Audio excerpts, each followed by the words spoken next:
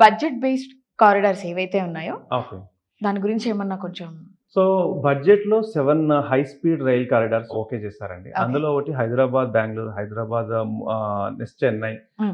ముంబై, హైదరాబాద్, ముంబై ఈ railway corridors ఏవైతే ఉన్నాయో, ఈ హైదరాబాద్‌కి 100% బెస్ట్ గ్రోత్‌ని తీసుకొస్తున్నాయి. హుహు.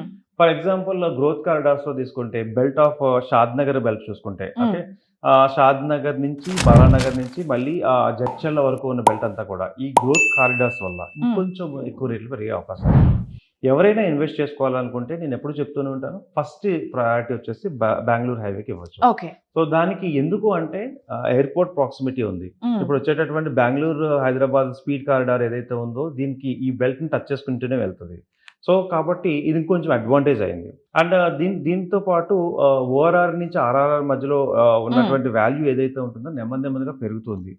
ఇంకొక కాన్సెప్ట్ కూడా బాగా పెరిగింది ఏంటంటే సిటీలో ఉండడానికంటే కూడా సిటీ ఔట్‌కట్స్‌లో ఉండడానికి జనాలు ప్రయారిటీ ఇస్తున్నారు అవును వాళ్ళే. సార్. అవును. బికాస్ ఆఫ్ పొల్యూషన్ అవ్వచ్చు, కమ్యూట్ లేట్ అవ్వచ్చు. ఇవన్నీ కూడా ఫ్యాక్టర్స్ అవుతున్నాయి. ఓకే. సో అలాంటప్పుడు ఇది ఎక్కువ పెరిగే కొద్దీ అక్కడ ఉన్నటువంటి ల్యాండ్ రేట్లు ఎక్కువ పెరుగుతాయి. హ్మ్. మీరు ఇందాక ఇంతకుముందు మనం మాట్లాడుకున్నాం అనుకున్నాం. అక్కడ రోడ్స్ లేకుండా అంత ఏమీ సదుపాయాలు లేకుండా పీపుల్ ఇన్వెస్ట్‌మెంట్ చేస్తారా అన్నారు కదా! సో ఇక్కడ ఉన్నటువంటి మైండ్‌సెట్ మారుతుంది కదా! మైండ్‌సెట్ ఎప్పుడైతే మారిందో జనాలు కూడా ఇక్కడి నుంచి అక్కడికి మైగ్రేట్ అవుతారు. హ్మ్. దెన్ ఇప్పుడు ఆ ఏరియాస్‌లో ఉన్న ల్యాండ్స్‌కి సడెన్ అప్రిషియేషన్ హ్మ్. పెరుగుతుంది. హ్మ్. సో ఒకప్పుడు అనుకునే ఉండేవాళ్ళం ఇక్కడ పెట్టుంటే బాగుండేది అనే వాళ్ళకి 100% ఇది మంచి అడ్వాంటేజ్ ఇస్తదన్నమాట. Okay. Okay. 100% the best returns కూడా ఇస్తది. సో ఇప్పుడు రియల్ ఎస్టేట్ అంటే ఫస్ట్ అందరికి గుర్తుకొచ్చేది ఓపెన్ ప్లాట్స్. యెస్. సో ఈ బడ్జెట్ అనేది ఈ ఓపెన్ ప్లాట్స్ మీద ఎలాంటి ప్రభావం చూపిస్తుంది? సో ఇప్పుడున్న బడ్జెట్ ఏదైతే ఉందో ఓపెన్ ప్లాట్స్ నార్మల్ స్టేజ్ నుంచి అంటే ఇప్పటి వరకు డల్‌గా ఉన్న స్టేజ్ నుంచి ఒక్కసారిగా ఒక చిన్న ఫ్లైఓవర్ లాంటిదన్నమాట. రేట్స్ చిన్నగా విషయంలో టేక్ ఆఫ్ అవుతుందంటారా? టేక్ ఆఫ్ అవుతుంది. హ్మ్. ఎలా పెరగొచ్చు అంటే తక్కువ టైంలోనే 2000 నుంచి 5000 వాల్యూ పెరిగే అవకాశం ఉన్నాయి పర్ హ్మ్. Square yard. హ్మ్. సో ఏ ఏరియాస్‌లో బాగా గ్రోత్స్ ఉన్నాయంటే విజయవాడ హైవే బావుంటుంది ఇప్పుడు. అండ్ అదే విధంగా బెంగుళూరు హైవే బావుంటుంది. హ్మ్. ముంబై హైవే బావుంటుంది.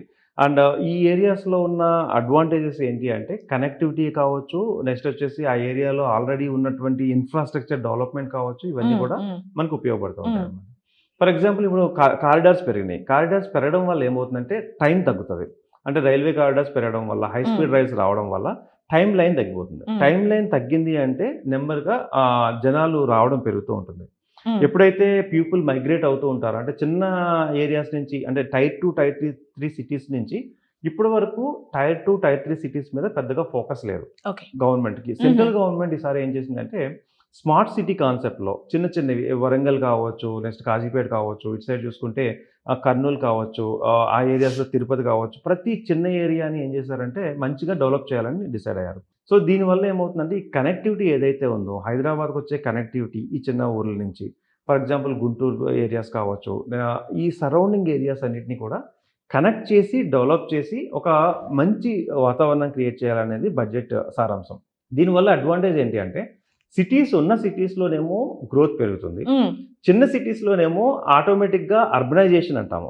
So, okay. ఇప్పటి వరకు నార్మల్‌గా ఉన్న సిటీస్ అన్నీ కూడా పల్లెటూరులాగా ఉన్న సిటీస్ ఉన్న ఏరియాస్ అన్నీ కూడా సిటీ మోడ్‌లోకొచ్చేస్తాయి. హ్మ్. అంటే మంచి లగ్జరీ హౌసెస్ కానీ, ఓకే. హ్మ్. నెక్స్ట్ వచ్చేసి బిల్డర్స్ అందరూ కూడా అటు సైడ్ రావడం గానీ, టైర్ 2, టైర్ 3 సిటీస్‌లో వెంచర్స్ ఎక్కువ అవ్వడం కానీ, ఇవన్నీ కూడా 100% హ్మ్. ల్యాండ్ డెవలప్‌మెంట్ గానీ, ప్లాట్ డెవలప్‌మెంట్ గానీ ఇంకా నెక్స్ట్ లెవెల్‌కి తీసుకెళ్ళిపోతున్నాయి. ఓకే. సో, ప్రతి ఒక్కళ్ళకి ఇప్పుడు కంపల్సరీ ఉండాల్సింది ఏంటంటే ఒక ప్లాట్ ఉండాలి అని చెప్తాను. హ్మ్. ఎందుకు అంటున్నానంటే, ఈ డెవలప్‌మెంట్‌ని మనం క్యాష్ చేసుకోవాలి అంటే మాత్రం ఒక ప్లాట్ ఉండాలి. హ్మ్. సో, లేదు చూస్తూనే ఉంటాం అనుకుంటే మాత్రం పక్క వాళ్ళు ఎవరైతే ప్లాట్ తీసుకున్నారో వాళ్ళ డెవలప్‌మెంట్ వైస్ గానీ ఏదైనా సరే నెక్స్ట్ లెవెల్‌లో ఉంటారు. మనం ఇంకా ఆలోచిస్తూ ఉన్న వాళ్ళందరూ కూడా నార్మల్ లెవెల్‌లో ఉంటారు. ఓకే. ఎందుకు ఇంత కాన్ఫిడెంట్‌గా చెప్తున్నాను అంటే బ్యాంక్‌లో దాచుకున్న ఎఫ్‌డీల్లో గానీ, మన హ్మ్. దగ్గర ఉన్న సేవింగ్స్ కానీ అవి హ్మ్. ఇచ్చే 5, 6% ఫ్యూచర్‌లో వచ్చే ఇన్‌ఫ్లేషన్ ఏదైతే ఉందో దాన్ని తట్టుకోలేవు. ఓకే. సో, రేపొద్దున్న ఫ్యూచర్‌లో అన్ని రేట్లు పెరుగుతూ ఉంటాయి. దాన్నప్పుడు మనం గవర్నమెంట్ తిట్టుకుంటూ ఉంటాం. అరే! రేట్లు పెంచేసుకుంటూ పోతుంది గవర్నమెంట్, రేట్లు అవును. పెంచేసుకుంటూ పోతుంది. సో, అలా ఉండాలి అనుకుంటే మాత్రం ఎక్కడ ఇన్వెస్ట్ చేయకుండా సేవింగ్స్‌లోనే ఉండాలి. ఓకే. సో, గవర్నమెంట్ ఎలా ఉన్నా, పాలిసీస్ ఎలా ఉన్నా, ఇన్‌ఫ్లేషన్ పెరిగినా కూడా మనము సేఫ్ అండ్ సెక్యూర్‌గా ఉండి అండ్ నెక్స్ట్ లెవెల్‌లో ఉండాలనుకునే వాళ్ళు ఎవరైతే ఉన్నారో వాళ్ళు కంపల్సరీ ఓపెన్ ప్లాట్స్ మీద 100% ఇప్పటి నుంచే ఇన్వెస్ట్‌మెంట్ డిసిప్లిన్‌గా ప్లాన్ చేసుకోవాలి. హ్మ్. హ్మ్. హ్మ్. సో, ఎందుకు అంటున్నానంటే రేట్లు పెరిగిన తర్వాత కొందామంటే 100% కొనలేము. కొన్నా కూడా చాలా చిన్న పీస్ వస్తదక్కడ. సో, దానికంటే కూడా ఇప్పటి నుంచే అవగాహన పెంచుకొని ఎందుకంటే మాలాంటోళ్ళు వచ్చి మీ ఛానల్స్ ద్వారా అసలు ఓపెన్ ప్లాట్స్ ఎందుకు ఇంపార్టెన్స్ ఎందుకు కొనుక్కోవాలని చాలా సార్లు చెప్తూనే ఉన్నాం. హ్మ్. మోస్ట్ ప్రాబబ్లీ కాల్స్ కూడా వాళ్ళ మాట వినేవాళ్ళు అవుతున్నారు. సో, వాళ్ళు కూడా అవేర్‌నెస్ తీసుకొని ప్లాట్స్‌లో ఇన్వెస్ట్ చేస్తున్నారు. ఇంకా ఓకే. చాలా మందేంటంటే వరల్డ్ ప్రయారిటీలో ఉండిపోయారు. హ్మ్. సో, వీళ్ళు చెప్పేది ఏదైనా ఉన్నదంటే వాళ్ళకేదో బెనిఫిట్ వస్తేనే చెప్తారు గానీ, మనకేమి చెప్పరని అనుకున్నారు. ఓకే. ఒక విషయం చెప్తానండి. నేనిప్పుడు మీకు ఇంటర్వ్యూ ఇవ్వడం వల్ల, చెప్పడం వల్ల ఒక బెనిఫిట్ నాకే వచ్చిందనుకుందాం. హ్మ్. బట్ నా వల్ల కొనుక్కున్న ప్లాట్ మీరు కొనుక్కుంటే మీకు 100 రెట్లు బెనిఫిట్ వస్తే నాకు 5 రెట్లు, 10 రెట్ల బెనిఫిట్ వస్తుంది. ఓకే. ఎందుకంటే land owner is ultimate owner ఎప్పుడైనా. అవును సార్. సో, నేను సజెషన్స్ చేయడం వల్ల నాకు 10% లాభం వస్తే, హ్మ్. కొనుక్కున్న తర్వాత మీకు లాంగ్ టర్మ్‌లో మీరు చూసుకుంటే, ఓకే. ఈ ఐడియా వల్లో, ఈ సజెషన్ వల్ల మీరు కొనుక్కుంటే హ్మ్. 100 టైమ్స్ బాగుపడతారు. హ్మ్. సో, అంటే ఈ యొక్క మెంటాలిటీని పక్కన పెట్టేసేయాలి. హ్మ్. ఎందుకంటే అదర్ కంట్రీస్‌లో చూసుకుంటే రియల్ ఎస్టేట్ కన్సల్టెంట్ అంటే హి ఈస్ ద లైక్ పెద్ద ప్రొఫెషన్ అది. సో, వాళ్ళని దాటి ఎవరు వెళ్లరు. అంటే ఆ ప్రొఫెషన్ పర్సన్ ఎవరైతే చెప్పారో దాన్ని బేస్ చేసుకొని వెళ్తూ ఉంటారు. సో, ఇక్కడేంటి అంటే చుట్టుపక్కల వాళ్ళే ప్రొఫెషన్స్ అనమాట. వాళ్ళకి తెలిసిన ఫ్రెండ్స్ గాని, అవును. వీళ్ళని వాళ్ళ సజెషన్స్ తీసుకుంటారు. ఒకవేళ ఏదైనా లాస్ అయినా వాళ్ళని బ్లేమ్ చేసినా ఏం చేయలేం కదా! సో, నా సజెషన్ ఏంటంటే బడ్జెట్ చాలా బావుంది. బడ్జెట్ వల్ల చుట్టుపక్కల ఏరియాస్ బాగా గ్రోత్ అవుతున్నాయి. అంటే టైర్ 2 సిటీస్ కానీ, టైర్ 3 సిటీస్ కానీ ఎక్సలెంట్‌గా పెరుగుతున్నాయి కాబట్టి నా సజెషన్ ఇప్పటి నుంచే ఇన్వెస్ట్‌మెంట్ అనేది ఒక కల్చర్‌లాగా అలవాటు చేసుకోండి. Okay. Every year 2 years 3 years investment పెట్టుకుంటూ వెళ్ళండి.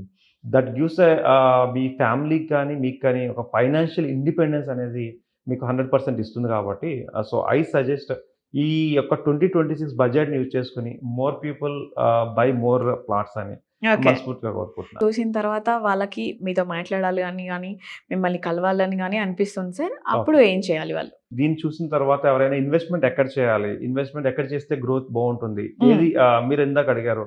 గ్రోత్ కారిడార్స్ ఏంటి? అవును. ఇలాంటి విషయాలన్నీ కూడా మీకు ఎవరికైనా డౌట్స్ ఉంటే 100% యూ కెన్ కాంటాక్ట్ మీ. 9391151121 ఈ నంబర్‌కి మీరు కాంటాక్ట్ అవ్వండి. వాట్సాప్‌లో గాని డైరెక్ట్‌గా గాని 100% మీకు కావాల్సిన ఇన్ఫర్మేషన్ నేను నో డౌట్ బెస్ట్ చెప్పగలను. ఓకే. థాంక్ యూ అండి. సో, ఇప్పటి వరకు మీరు వీడియో చూసారు కదా! వీడియోని ఎక్కడ కూడా స్కిప్ చేయకుండా చూస్తేనే రియల్ ఎస్టేట్ ఎక్స్‌పర్ట్స్ ఏమంటున్నారు? ఎక్కడ తీసుకుంటే బావుంటుంది అని చెప్తున్నారు అనేది మీకు క్లియర్‌గా అర్థమవుతుంది. ఒకవేళ మీరు సార్‌తో మాట్లాడాలి అనుకున్నా గానీ, సార్‌ని కలవాలి అనుకున్నా గానీ, స్క్రీన్ మీద కనిపిస్తున్న నెంబర్‌కి కాల్ చేస్తే సార్ మీతో మాట్లాడతారు. ఇంకా మీకు టైం ఉంటే సార్‌ని డైరెక్ట్‌గా కూడా కలవచ్చు. అండ్ ఈ వీడియోని చెప్తున్నాను కదా! ఎక్కడ కూడా స్కిప్ చేయకుండా లాస్ట్ వరకు చూడండి. ఛానల్‌ని సబ్స్క్రైబ్ చేయండి. ఇంకొక గెస్ట్‌తో మళ్ళీ ఇంకొక టాపిక్‌తో నేను మీ ముందుంటాను. అంతవరకు వాసవి ఆచార్య సైనింగ్ ఆఫ్.